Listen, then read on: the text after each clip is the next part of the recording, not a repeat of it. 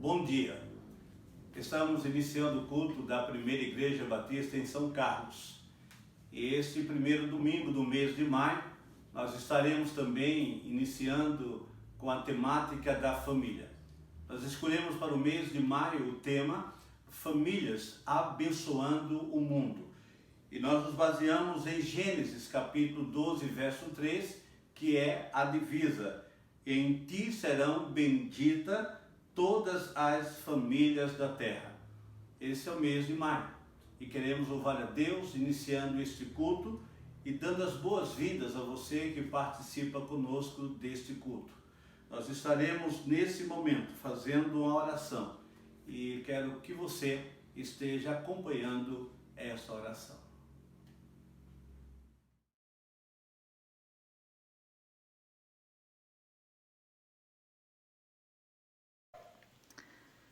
Oremos. Senhor, Deus Pai, te agradecemos, Pai, por mais um dia que o Senhor nos permitiu viver.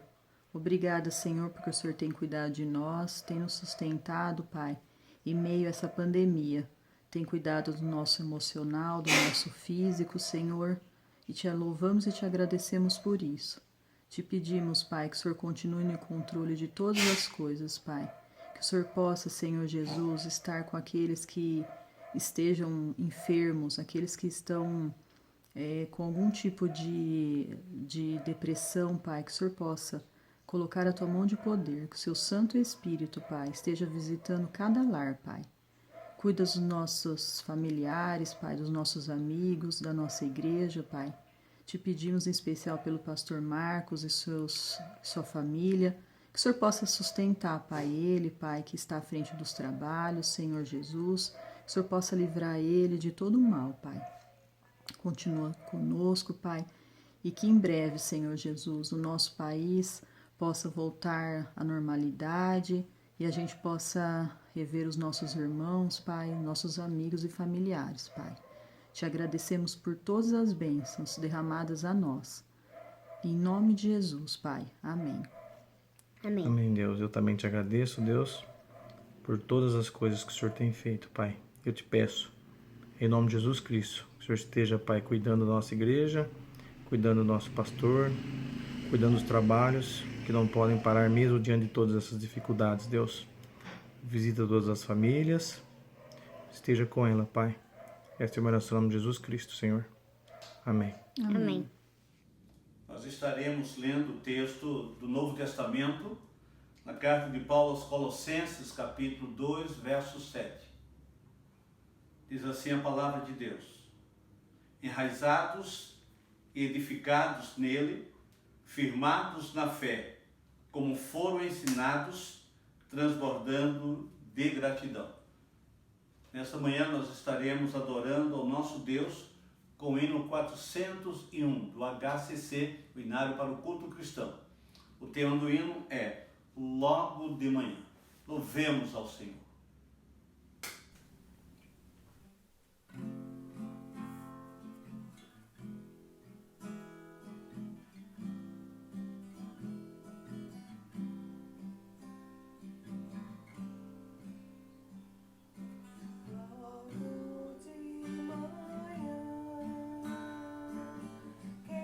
Tua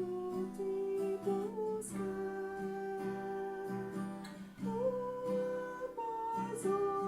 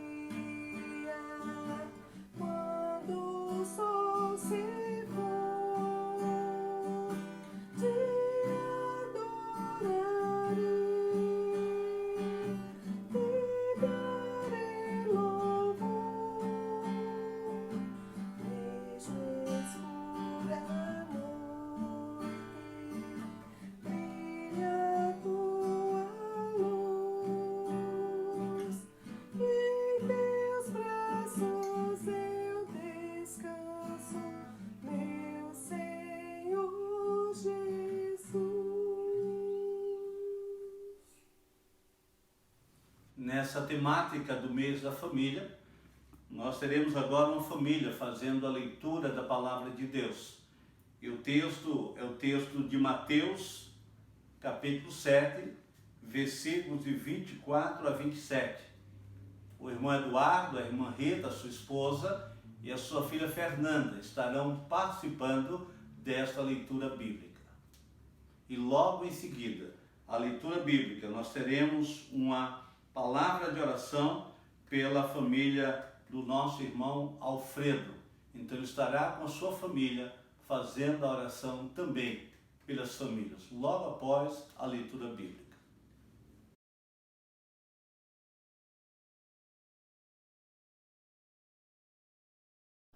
A paz do Senhor, irmãos. A paz do Senhor, irmãos. A paz do Senhor, irmãos. Portanto, quem ouve estas minhas palavras e as pratica, é como um homem prudente que construiu a sua casa sobre a rocha. Caiu a chuva, transbordaram os rios, sopraram os ventos e deram contra aquela casa. E ela não caiu, porque tinha seus alicerces na rocha. Mas quem ouve essas minhas palavras e não as pratica é como um insensato que construiu a sua casa sobre a areia. Caiu a chuva, transbordaram os rios, sopraram os ventos e deram contra aquela casa, e ela caiu, e foi grande a sua queda. Mateus 7, 24 a 27.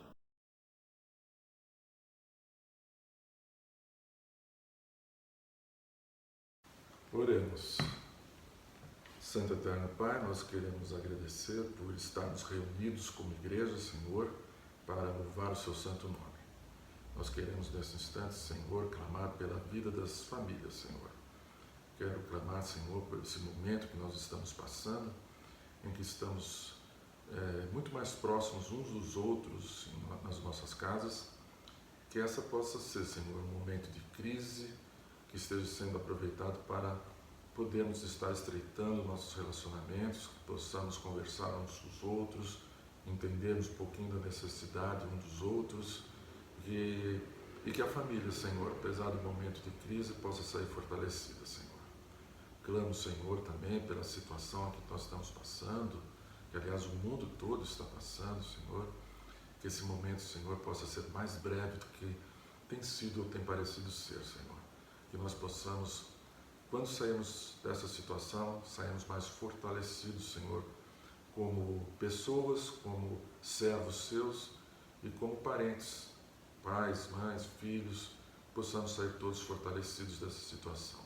Clamamos, portanto, Senhor, as suas bênçãos sobre as nossas vidas, sobre as vidas das famílias, Senhor.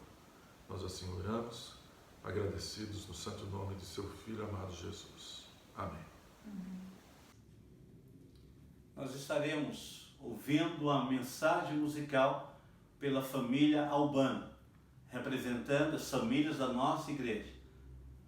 Após esta canção, nós estaremos trazendo a palavra de Deus, a mensagem da parte do nosso Deus. Ouçamos esta canção com a família Albano.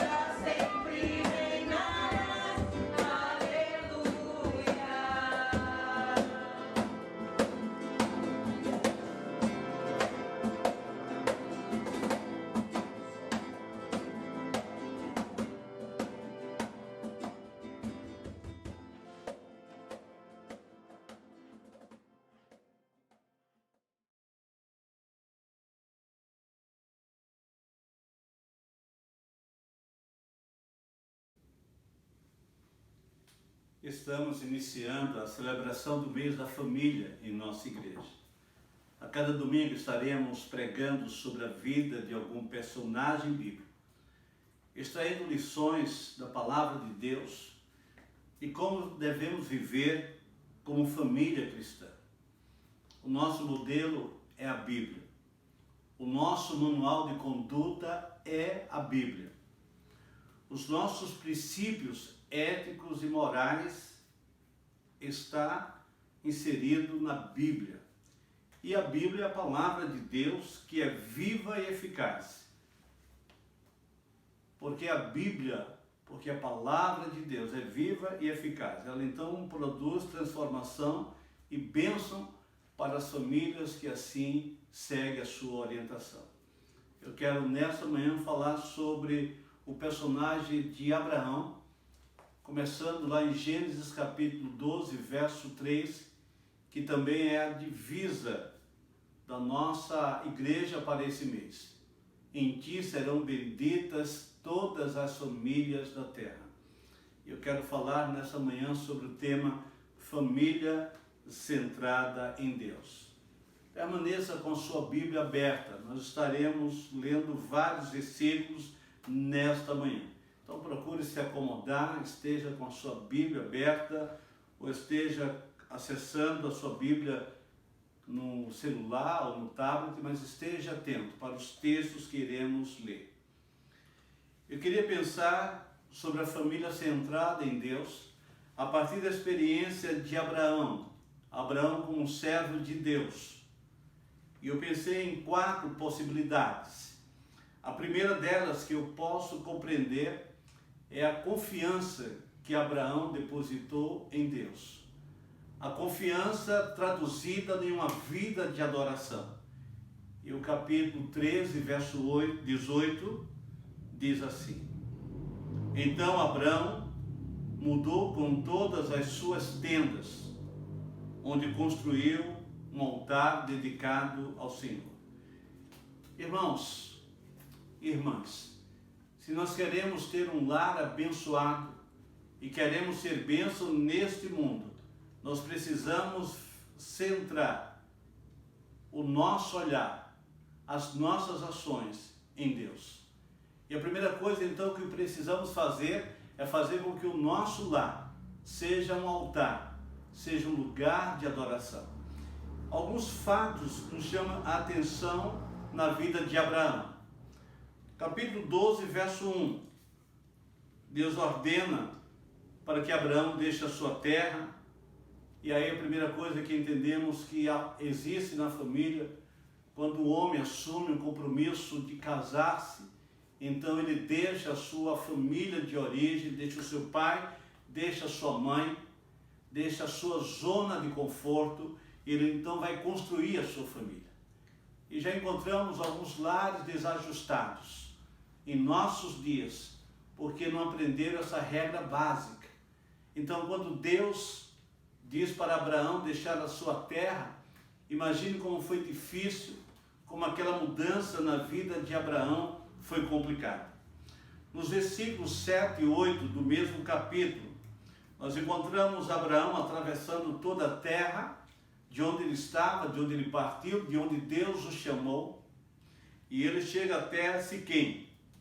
E depois de Siquém, ele continua a sua jornada e vai até Betel.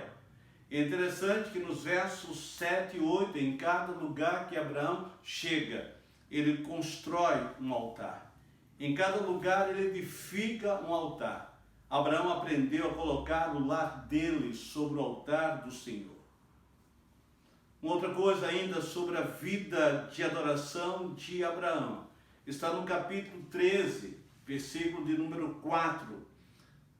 Abraão voltou ao altar que ele mesmo havia edificado e adorou a Deus invocando o nome do Senhor. Ou seja, depois que Abraão já estava estabelecido, ele teve que sair daquele lugar e foi lá para o Egito. E ele passa uma temporada no Egito. Quando ele retorna para o lugar onde ele estava, diz o texto que ele foi exatamente onde ele tinha construído o altar.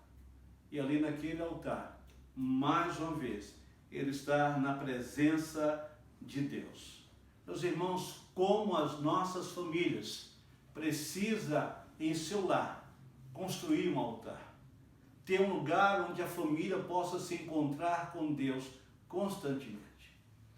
Eu não sei, meu irmão, você, pai de família, se você tem na sua casa um lugar onde é o seu altar, onde é o lugar onde você tem seu encontro com Deus. Eu não sei, mãe, se você tem também um lugar onde você faz a sua devocional, onde você faz a sua leitura bíblica, onde você se desliga de tudo para adorar ao Senhor. Se você é pai e mãe, você precisa construir um lugar, você precisa ter um lugar desse encontro com Deus, para que a sua família, para que os seus filhos vejam em você um exemplo de adorador.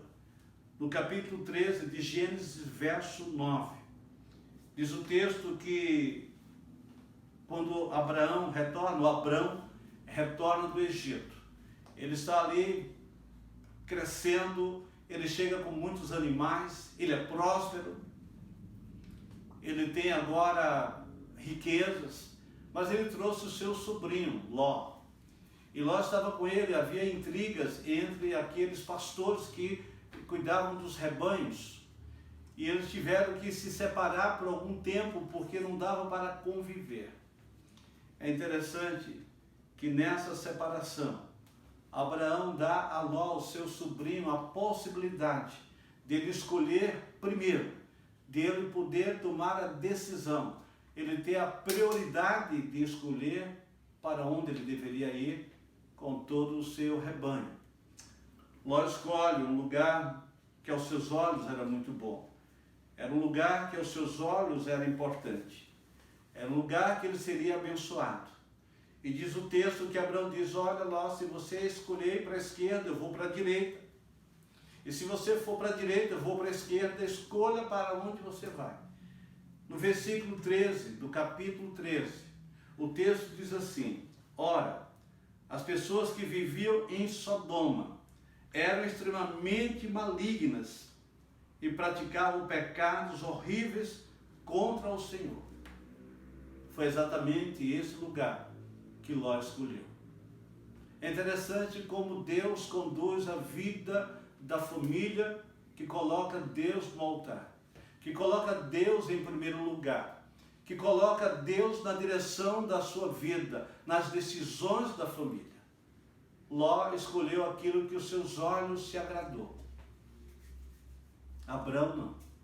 Diz o texto que Abraão ele escolhe na orientação de Deus. E lá no versículo 18, diz o texto, então Abraão mudou com todas as suas tendas e foi estabelecer-se próximo à região sagrada dos carvalhos de Maré, na cidade de Hebrom, onde construiu um altar dedicado ao Senhor. O primeiro ponto dessa mensagem é que você precisa ter sua família no altar do Senhor. Que as decisões que você tomar com a sua família precisa colocar Deus em primeiro lugar. Quantas decisões nós tomamos baseado no retorno financeiro, na nossa comodidade, no status que vai trazer para nós. Mas quantas vezes nós colocamos a vida espiritual da nossa família na decisão que vamos tomar? Ló escolheu uma cidade grande. Ele pensou no crescimento, pensou na prosperidade, pensou possivelmente em comercializar, mas ele escolheu uma cidade marcada pelo pecado. Abraão vai para uma outra direção e aonde ele chega, ele constrói um altar. A segunda referência que eu faço para que uma família esteja focada em Deus, centrada em Deus, essa família precisa crer nas promessas de Deus. Abra sua Bíblia em Gênesis capítulo 15. No capítulo 15 de Gênesis, versículos 5 e 6, nós lemos assim. Então o Senhor conduziu Abrão para fora da tenda e orientou. Olha para os céus e conta as estrelas, se é que o podes, e prometeu, será assim a tua posteridade. Essa é a promessa de Deus. Quantas promessas Deus não tem feito para nós? Quantas promessas não há na Bíblia Sagrada para a sua família? A Bíblia Sagrada está marcada pelas promessas de Deus. Quantas promessas!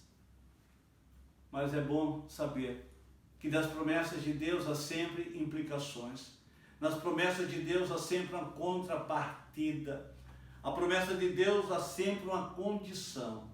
Em outras palavras, as promessas de Deus são condicionadas. E quando Deus promete a Abraão que fará dele uma grande nação e dará uma grande descendência, no verso 6 diz o texto que Abraão creu no Senhor e isso lhe foi acreditado como justiça. Eu queria fazer algumas colocações sobre essa questão de crer em Deus. Primeiro, quando Abraão crê em Deus, eu gostaria de lembrar que Deus prometeu algo muito difícil. Abraão teve dificuldade de entender, mas Deus confirmou. Quando lá no capítulo 15, verso 1, Deus diz: não temas, Abraão, eu sou o teu escudo e grande será a tua recompensa. Versículo 3, Abraão fica pensando: como eu posso ter uma descendência se eu não tenho herdeiro? E Abraão então pensa em algo diferente. Ele diz: tu não me concedestes descendência, e por esse motivo um dos meus servos, nascido na minha casa, será o meu herdeiro. Abraão dizia: Senhor, tu estás me prometendo fazer uma grande nação a partir da minha família, mas eu não tenho sequer um herdeiro. Mas Deus havia prometido. E Deus então refaz essa promessa. E Deus diz: não será Eliezer o teu herdeiro, mas sim um filho gerado de ti mesmo será o legítimo herdeiro. Deus tem promessa. Muitas vezes nós ficamos olhando a nossa situação, as circunstâncias, olhamos ao nosso redor, olhamos a pandemia, olhamos a dificuldade que virá depois de passarmos por essa fase de distanciamento social. Como ficará o emprego? Como ficarão os negócios? O que farei da minha vida? Mas se Deus tem prometido bênçãos, Ele nos dará bênção. E Ele prometeu a Abraão. Abraão não compreendia como Deus faria isso, mas Deus prometeu que faria. Na promessa de Deus, há uma estrada longa e arduosa. Não seria fácil crer em Deus para Abraão, como não tem sido fácil para nós também. No versículo 13 e 14, nós lemos: então o Senhor falou a Abraão: sabe com toda certeza que a tua posteridade será peregrina em terra alheia, e será reduzida à escravidão, e será afligida por 400 anos. E Deus então já está falando do que iria acontecer lá no Egito com o povo de Deus. E nós sabemos o que aconteceu. Aquele povo ficou 400 anos escravo no Egito. Foi preciso que Deus levantasse Moisés para libertar o povo do Egito. Mas Deus já tinha dito para Abraão que seria exatamente assim. E no versículo 14, no final do versículo 14, Deus diz a Abraão: e depois de muitas aflições, teus descendentes sairão livres, levando muitas riquezas. Glória a Deus. Foi exatamente assim que aconteceu. Às vezes esse texto fica esquecido em nossa mente, fica esquecido em nosso coração. Deus, quando faz a promessa a Abraão, Deus já havia anunciado dessa crise, dessa escravidão, desse período. Mas Deus havia prometido que aquele povo não sairia do Egito, não sairia sem riqueza. E foi assim que aconteceu. No versículo 15, diz assim: tu, porém, gozarás de uma velhice abençoada. Deus prometeu a Abraão uma velhice abençoada. Para aquelas pessoas, ser abençoada era ter vida longa, era ter terra, era ter herdeiro, de maneira que as promessas de Abraão se cumpriram. Ela há de se cumprir também na sua vida. Então guarde esses 2 pontos da nossa mensagem. A confiança em Deus nos leva a fazer um altar, a viver uma vida de adoração. E a segunda, é preciso crer nas promessas de Deus. família centrada em Deus, ela recebe reconhecimento. O texto de Gênesis, capítulo 17, verso 5, diz assim: E não mais te chamarás Abrão, mas doravante teu nome será Abraão, pois eu te faço pai de muitas nações. Que coisa maravilhosa! Quem não quer ter a sua família reconhecida? Ah, meus irmãos, minhas irmãs, como é bom quando alguém olha para a nossa família, olha para os nossos filhos e reconhece virtude em nossos filhos. Quando reconhece virtude no seu esposo, quando as pessoas falam com alegria do seu esposo, da sua esposa, quando mencionam os valores, os princípios, o caráter, a moral. Portanto, quando olhamos esse texto, nós entendemos o quanto isso era significativo na cultura judaica. Agora não apenas Abrão, mas Abraão. E esse nome tem um sentido muito forte. No capítulo 17, verso 1, nós lemos que quando Abrão completou 99 anos, o Senhor lhe apareceu e declarou: Eu sou El Shaddai, Deus Todo-Poderoso. Anda na minha presença e ser íntegro. Portanto, família centrada em Deus é uma família que recebe reconhecimento não só da sociedade, mas recebe sobretudo o reconhecimento de Deus. Deus chama Abraão e olha que Abraão já tinha 75 anos e Deus diz: anda na minha presença e ser íntegro. Portanto, aquela mudança que começou na vida de Abraão também se estende na vida de sua esposa. E lá também no capítulo 17, o verso 15, nós lemos: E determinou Deus a Abraão: a tua mulher Sarai, não mais a chamarás de Sarai, mas seu nome passa a ser Sara. Que mudança maravilhosa, que transformação, que família abençoada. A sua família também poderá ser abençoada. A sua família também poderá formar homens e mulheres íntegros para essa sociedade.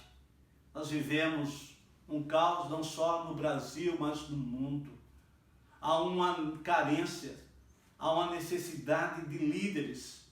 O mundo está clamando por alguém que se levante com integridade para conduzir as nações. Meus irmãos, minhas irmãs, quando você olha para o seu filho, para a sua filha,